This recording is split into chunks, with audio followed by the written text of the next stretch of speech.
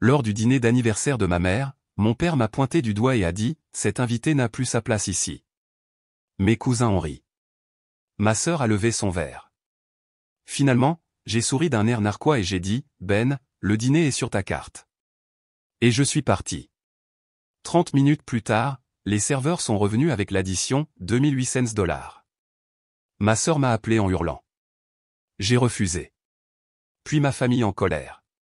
C'était le dernier anniversaire auquel j'ai assisté dans cette famille, la dernière fois que je les ai laissés m'entraîner dans leur théâtre de politesse, de sourires forcés et de fausses gratitudes. Je ne le savais pas à l'époque, mais quelque chose allait craquer cette nuit-là, quelque chose que je maintenais ensemble depuis des années sans même réaliser la pression que cela exerçait. Le 62e anniversaire de ma mère s'annonçait déjà comme l'une de ces soirées que je redoutais. Elle avait choisi cet endroit italien chic en plein centre-ville, impossible de se garer, rempli de conversations bruyantes sur les hedge funds et les retraites de yoga. Tout le monde agissait comme si c'était un événement rare, mais je savais comment cela se passerait. Ils commanderaient tout ce qu'ils voulaient, se comporteraient comme des rois, puis se reculeraient lorsque l'addition arriverait, faisant semblant de ne pas remarquer le serveur planant près de moi, parce que c'est ce que j'étais pour eux, pas l'enfant du milieu, pas le fils loyal, juste le portefeuille, le filet de sécurité, le type sans enfant, sans alliance, et apparemment sans vie personnelle ni priorité qui compte. Mon frère avait une entreprise immobilière en difficulté et 3 enfants. Ma sœur rebondissait entre les contrats, toujours entre les appartements, toujours à un chèque de loyer de pleurer à nos parents. Et mes parents, eh bien, ils étaient depuis longtemps retraités dans cette illusion que j'existais pour compenser ce qui manquait aux autres. Mais cette fois, je suis venu avec un plan. J'ai apporté un petit cadeau pour ma mère, un livre de photos d'un voyage qu'elle avait dit une fois qu'elle voulait faire, mais qu'elle n'a jamais fait. Ce n'était pas tapa accent grave l'œil, mais c'était attentionné. Et je n'ai pas apporté mon portefeuille exprès. Je voulais voir ce qui se passerait si, pour une fois, je ne prenais pas en charge l'addition comme une sorte de majordome invisible. Ils ont tous fait semblant de ne pas remarquer. Le dîner a commencé assez normalement. Tout le monde se coupait la parole. Mon père a commandé la bouteille de vin la plus chère, puis a fait semblant de ne pas voir les prix sur le menu. Ma sœur a tenu à mentionner à quel point elle avait été stressée, assez fort pour que quiconque à proximité l'entende. Mes cousins, qui n'étaient même pas proches de ma mère, venaient principalement pour la nourriture gratuite et les stories Instagram. Je n'ai pas dit grand-chose. Je regardais juste. Puis, juste après le dessert, mon père s'est levé et a tapé sur son verre. Il a prononcé ce discours sur la fierté qu'il ressentait pour notre famille, sur la gratitude qu'il avait envers ma mère, sur la chance qu'il avait d'avoir élevé des enfants si forts et si unis. Puis il s'est tourné vers moi. Cet invité n'a plus sa place ici. La table s'est tue pendant une demi-seconde, puis mes cousins ont ri comme si c'était un roast. Ma sœur a levé son verre et a ajouté « Enfin ». J'ai regardé autour de moi. Personne ne semblait confus ou surpris. Personne ne m'a défendu ou n'a demandé ce que c'était que cette histoire. Ce n'était pas une blague, c'était planifié. Alors j'ai souri et j'ai dit, alors le dîner est pour vous. Et je me suis levé et je suis parti. Je n'ai pas regardé en arrière. Je n'ai pas fait de scène. J'ai juste marché 2 pâtés de maison jusqu'à ma voiture et je suis rentré chez moi en silence. C'était étrange. Je me sentais calme, comme si je venais de sortir d'un bâtiment en feu et que je réalisais seulement maintenant à quel point il faisait chaud à l'intérieur. Environ 30 minutes plus tard, le serveur leur a apporté l'addition, 2800 $. Et c'est là que les appels ont commencé. D'abord, ma sœur. 6 appels manqués, puis mon frère, puis mon père, ce qui n'arrive presque jamais. Puis les textos, tu as intérêt à ne pas être sérieux en ce moment. On ne peut pas payer ça. Tu fais toujours ça pour la famille. Tu viens de partir. Qui fait ça? Tu punis maman? C'est son anniversaire. Je te jure, tu vas le regretter. J'ai éteint mon téléphone et me suis versé un verre. Il ne s'agissait pas seulement de l'addition. Cette nuit-là, j'ai enfin tout vu clairement. Ils ne m'ont pas invité à célébrer. Ils m'ont invité à payer pour leur célébration. Et quand ils ont pensé que je pourrais cesser d'être utile, ils ont décidé de m'humilier publiquement avec des invités, des cousins et même une ancienne collègue de ma mère qui regardait. Vers 22h30, quelqu'un a sonné à ma porte. J'ai vérifié la caméra. C'étaient mes parents et mon frère. Je n'ai même pas eu le temps de décider si je devais ouvrir la porte. Ils ont sonné quand un voisin est sorti, et au moment où j'ai atteint le couloir, ils étaient à l'intérieur. Ils sont entrés comme si l'endroit leur appartenait, comme si c'était encore le vieux script et que j'oubliais juste mes répliques. Il faut qu'on parle, a dit mon père. Nous avons parlé pendant des heures, et pas le genre de conversation qui répare quoi que ce soit. Cette nuit n'était que le début. Ils n'ont pas frappé comme des gens qui se sentaient coupables. Ils ont frappé comme des gens qui étaient sûrs qu'on leur devait quelque chose. Au moment où j'ai ouvert la porte, ils étaient déjà à moitié à l'intérieur. Mon père bougeait comme s'il avait répété ce qu'il allait dire tout le long du chemin. Ma mère ne voulait pas me regarder dans les yeux. Mon frère est entré en dernier, silencieux, les mains dans les poches. Personne n'a dit bonjour. On veut juste comprendre ce qui s'est passé, c'est ainsi que mon père a commencé, comme si j'avais renversé une table et quitté un mariage en trombe. Ma mère a enchaîné en disant que mon départ avait gâché l'ambiance et blessé les gens. Elle n'a pas dit qui, juste que les gens étaient blessés. Mon frère a dit que c'était dur la façon dont j'étais parti, comme si j'avais transformé une tension familiale privée en un embarras public. Ils m'ont encerclé avec la culpabilité comme des loups qui n'avaient pas chassé depuis un certain temps. Je leur ai demandé ce qu'ils pensaient que j'aurais dû faire, rester assis et sourire pendant qu'ils se moquaient de moi devant des invités? Rire comme si c'était juste une petite plaisanterie familiale? Mon père a balayé ça d'un revers de main, a dit que c'était une blague, a dit que je ne devrais pas tout prendre si personnellement.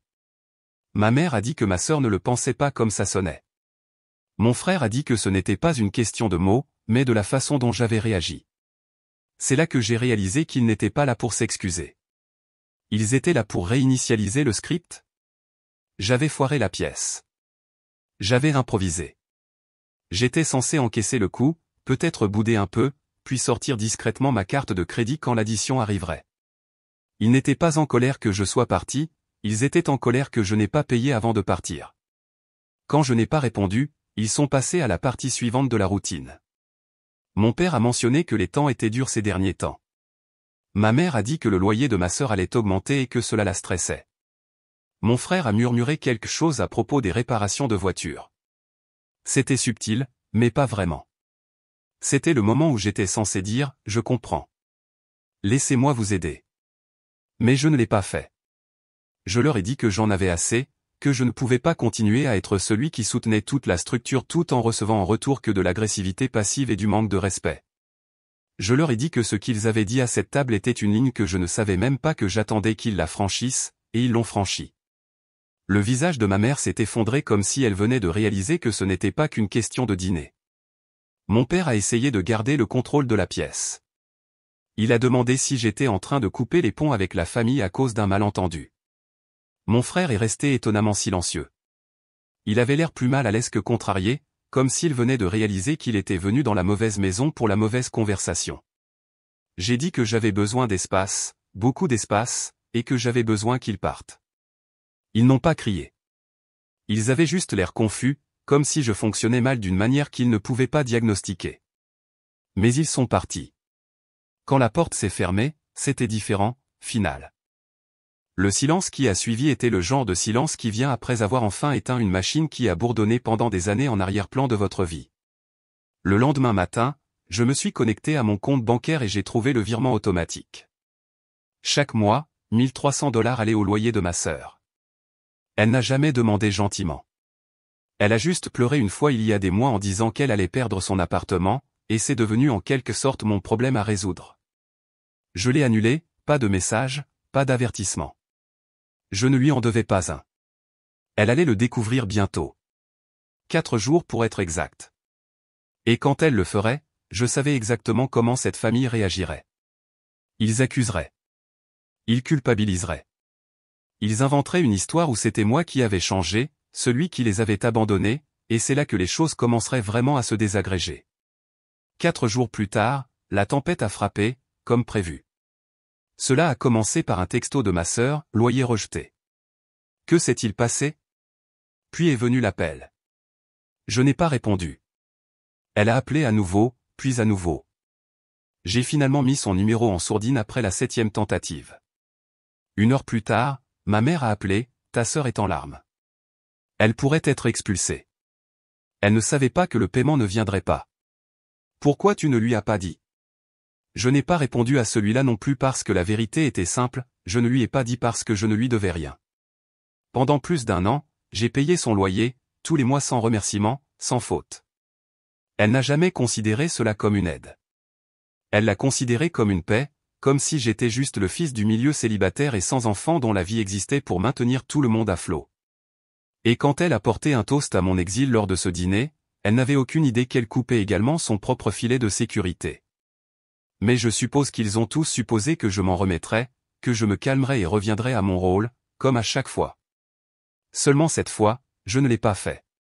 Cette nuit-là, ma sœur s'est présentée à mon immeuble. Je ne l'ai pas laissée entrer. Elle est restée dehors à appeler et à envoyer des textos et des messages vocaux comme si elle était piégée dans un immeuble en feu, je n'ai nulle part où aller. Pourquoi tu me fais ça? Tu vas vraiment ruiner ma vie à cause d'un dîner? L'ironie brûlait. Je n'ai pas ruiné sa vie, j'ai juste arrêté de la sauver. Le lendemain, mon père a appelé. Cette fois, il a laissé un message vocal, c'est la famille. On ne retire pas son soutien pour une chose comme ça. Tu es meilleur que ça, non? Je suis meilleur. Je suis responsable. Je suis fiable. Je suis celui qui paie. Je suis celui qui reste silencieux pendant qu'il me manque de respect en public parce que c'est ce que le meilleur fait. Je n'ai pas répondu. Ils n'ont pas arrêté pendant 2 jours d'affilée. Mon téléphone n'est pas resté silencieux pendant plus de 10 minutes. Ils ont alterné entre la culpabilité, la pitié et la colère. Mon frère m'a même envoyé un texto court, ne punis pas toute la famille parce que tu es en colère contre elle. C'est là que j'ai réalisé qu'ils pensaient tous que c'était à propos de ma sœur. Ils ne voyaient pas ce que c'était réellement, des années à être utilisées, à être censés porter le fardeau pendant qu'ils se plaignaient de la difficulté de leur vie. Alors, j'ai pris une décision. J'ai appelé mon grand-père. Il n'était pas au dîner. Il est l'un des rares de la famille qui a encore une certaine distance par rapport à tout le drame, principalement parce qu'il est le seul qu'ils font encore semblant de respecter. Je lui ai tout raconté depuis le moment où mon père m'a pointé du doigt jusqu'au moment où ils sont entrés dans mon appartement en agissant comme si j'avais fait quelque chose d'impardonnable. Je lui ai parlé de l'argent, du loyer, de la manipulation, du sentiment d'avoir droit à tout. Il ne m'a pas interrompu. Il a juste écouté. Quand j'ai terminé, il m'a posé une question, qu'est-ce que tu veux que je fasse? J'ai dit, dis-leur la vérité. Dis au reste de la famille ce qu'ils n'ont pas vu. Dis-leur comment ils me traitent. J'en ai assez de les protéger. Il n'a pas argumenté. Il a dit, d'accord. Et juste comme ça, le contrôle des dommages a commencé. En 1 semaine, j'ai commencé à entendre par le biais de la famille élargie, de cousins au 2e degré, de tantes à qui je parle à peine, que mes parents étaient furieux, que ma sœur était dévastée, que je tordais l'histoire pour leur faire mauvaise figure.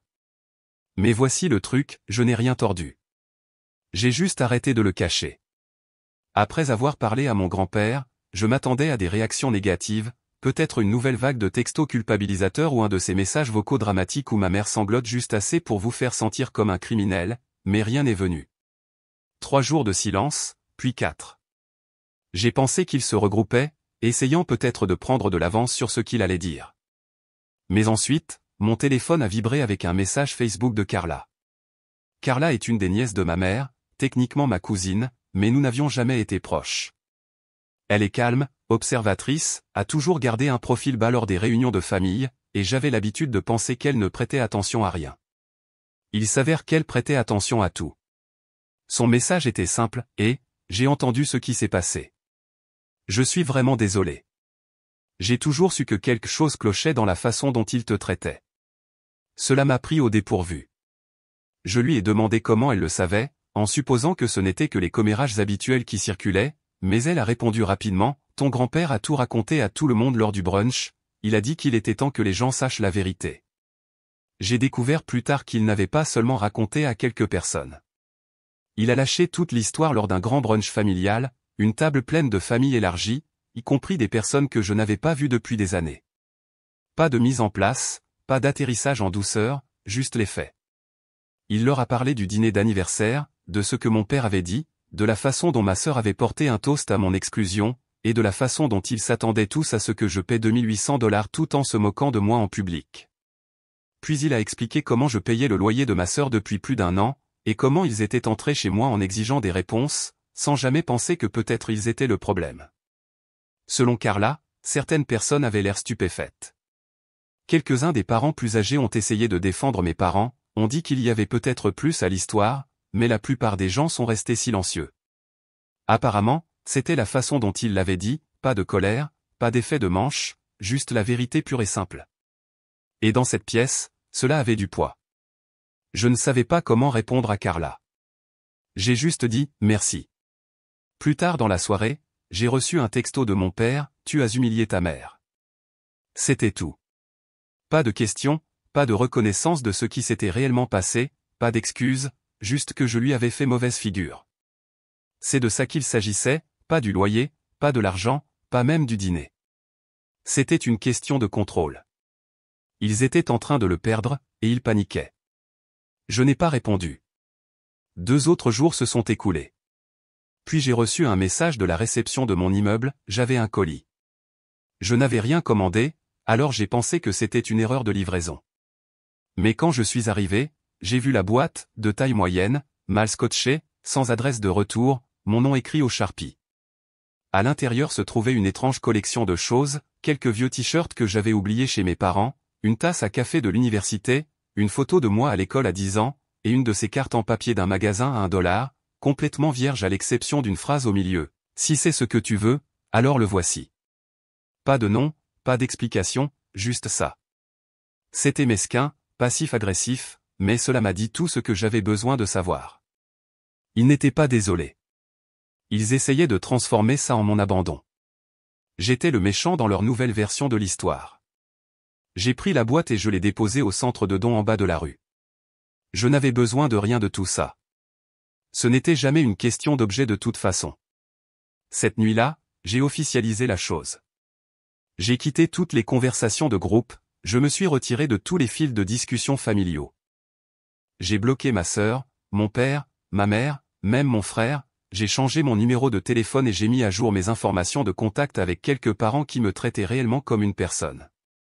Ce n'était pas dramatique, ce n'était même pas si émotionnel, juste nécessaire. Je pensais qu'ils riposteraient, qu'ils essaieraient peut-être de se pointer à nouveau chez moi, qu'ils essaieraient d'entraîner plus de gens dans l'histoire. Mais ce qui s'est passé ensuite m'a surpris plus que tout.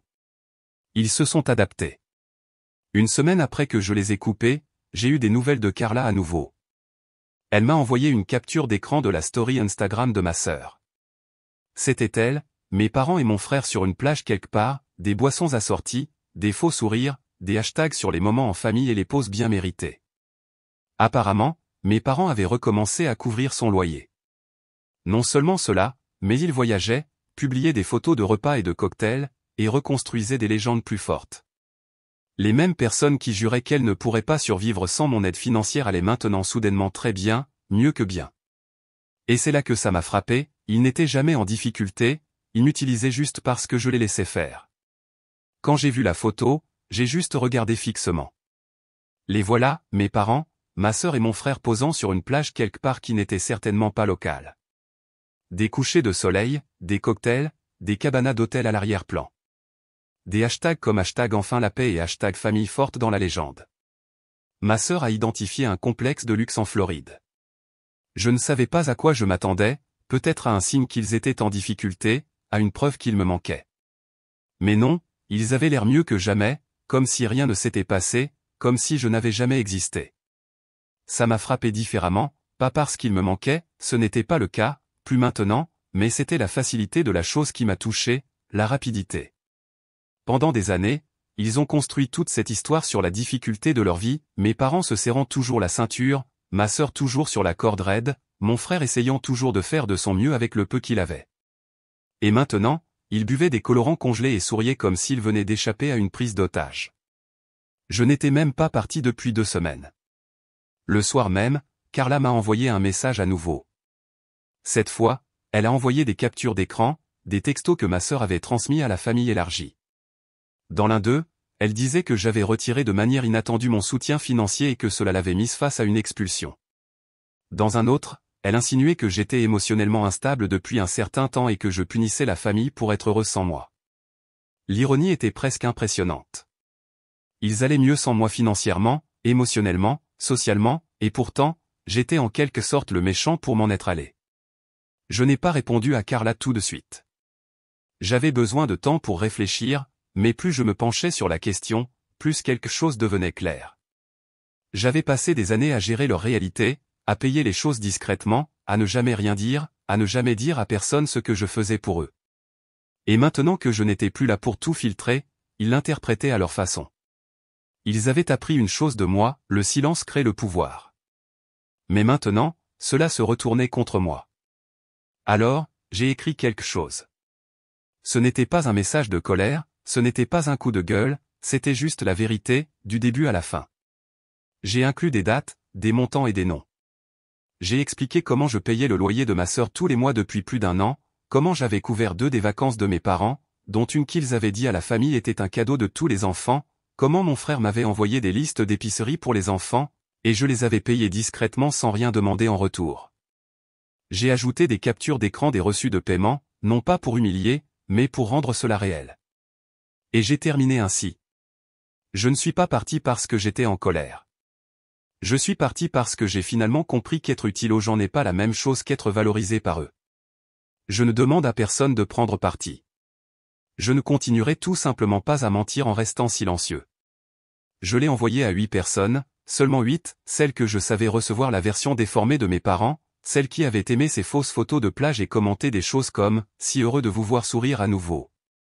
La plupart n'ont pas répondu, mais 2 l'ont fait. L'un était mon cousin Nathan. Il a juste dit « je n'en avais aucune idée. Je suis désolé, mec. C'est foutu. Relève-toi. » L'autre était mon oncle, le frère de ma mère. Nous ne nous étions pas parlé depuis des années.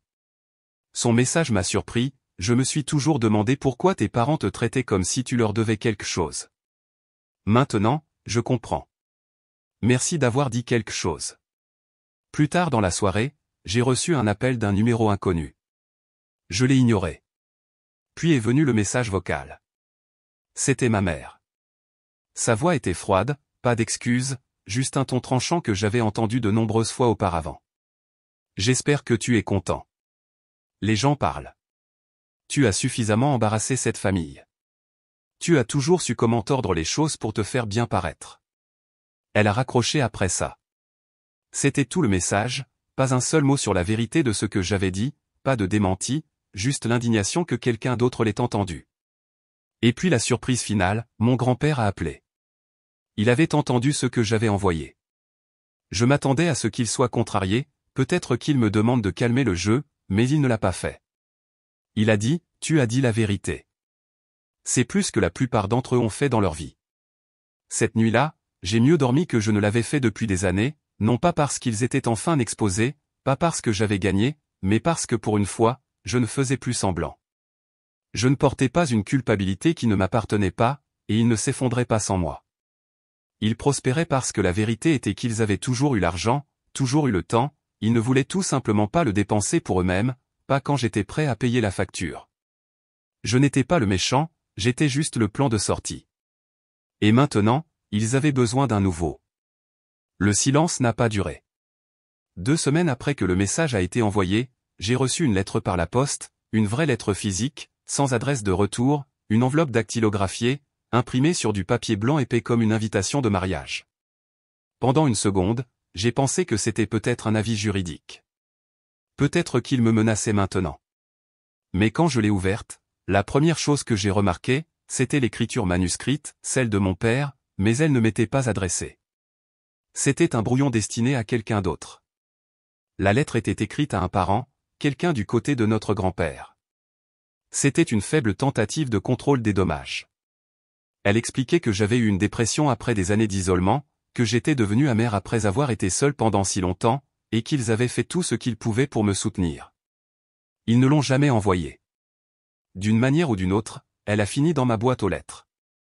Peut-être que c'était une erreur, peut-être que quelqu'un dans la famille, fatigué des mensonges, voulait que je la voie. Je ne le saurai jamais. Ce que je sais, c'est que cela a confirmé ce que je soupçonnais déjà, ils ne me laissaient pas seulement partir, ils essayaient de m'effacer. Ils ne se contentaient pas que je m'en aille, ils avaient besoin de s'assurer que j'étais celui qui était brisé, pas eux. Alors, j'ai fait le dernier geste. J'ai supprimé le dernier lien qui nous unissait, une unité de stockage partagée que je payais et qui contenait des boîtes de babioles familiales qu'il n'avait jamais pris la peine de récupérer, un forfait de téléphone cellulaire que ma sœur utilisait encore en quelque sorte. J'ai tout arrêté, coupé les cordons, annulé les services, transféré la propriété des quelques biens partagés dont je pouvais légalement me retirer, et puis, pour la première fois de ma vie d'adulte, j'ai bloqué ma mère. J'ai hésité avant de le faire, non pas parce que je pensais qu'elle méritait une autre chance, elle ne l'a pas fait, mais parce que je connaissais le tollé que cela provoquerait. Mais à la fin, j'ai tapé sur bloquer et je n'ai pas regardé en arrière. Les jours suivants ont été calmes. Mais ensuite, il y a eu quelque chose d'inattendu, un message de mon grand-père, court, presque énigmatique, ils sont en train de s'agiter. Ils ne savaient pas que tu irais si loin. Je l'ai appelé. Il m'a dit qu'après avoir réalisé que je les avais complètement coupés, pas de numéro, pas de mais, pas moyen d'entrer, ils avaient commencé à se retourner les uns contre les autres. Mon père a blâmé ma sœur d'avoir trop forcé au dîner. Ma sœur a blâmé ma mère d'avoir laissé tout cela devenir public. Mon frère essayait apparemment de rester en dehors de tout ça, mais demandait secrètement à des cousins s'ils pensaient que je changerais un jour d'avis. Puis il a dit quelque chose auquel je ne m'attendais pas, ta mère m'appelle, elle dit qu'ils veulent reparler, mais pas pour s'excuser, pour réparer leur réputation. C'était tout, pas pour arranger quoi que ce soit avec moi, pas pour comprendre, juste pour sauver ce que les autres pensaient d'eux. Et c'est à ce moment-là que j'ai su que j'avais fait le bon choix. Tous, ma mère, mon père, ma sœur, mon frère, ils s'étaient habitués à traiter les gens comme des pièces dans un jeu. J'étais juste celui qui a arrêté de jouer. Ils voyageaient toujours, payaient toujours le loyer, souriaient toujours sur les photos, mais l'éclat commençait à s'estomper. Les gens posaient des questions. Les gens commençaient à remarquer que l'histoire ne collait pas. Et plus ils essayaient de protéger leur image, plus il devenait évident, ils n'étaient pas des victimes, ils étaient juste habitués à ce qu'on ne leur dise jamais non. Maintenant, ils sont livrés à eux-mêmes, et ils n'aiment pas ça. Cela fait 3 mois que je les ai bloqués. Plus d'appels, plus de lettres, plus de colis. C'est comme si j'avais disparu. Et honnêtement, c'est la période la plus calme que j'ai eue depuis des années. Je n'avais pas réalisé tout le bruit qu'il apportait dans ma vie avant qu'il ne disparaisse. Mais hier, j'ai reçu un appel de Carla. Elle a dit qu'elle avait croisé ma sœur à l'aéroport, de tous les endroits. Mes parents étaient avec elle. Apparemment, ils s'envolaient pour le Costa Rica. Ils publient moins sur les réseaux sociaux. Les légendes ont changé.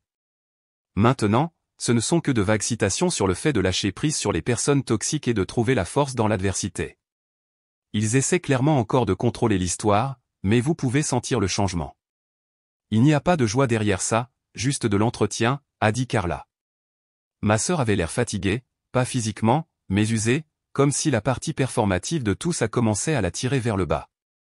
Le plus inattendu, Carla a dit que ma mère avait posé des questions sur moi. Elle n'a rien dit de gentil, elle a juste demandé si j'étais toujours en colère, a demandé si je parlais toujours aux gens, puis a dit quelque chose d'étrange, elle finira par revenir. Ils le font toujours. C'était comme si elle s'était convaincue que je n'étais même plus moi, juste une phase, une version rebelle de moi qui finira par se dissoudre et revenir au rôle qu'ils ont conçu. Ils ne comprennent toujours pas. Ce n'est pas une crise de colère, c'est la paix. Et je ne reviens pas.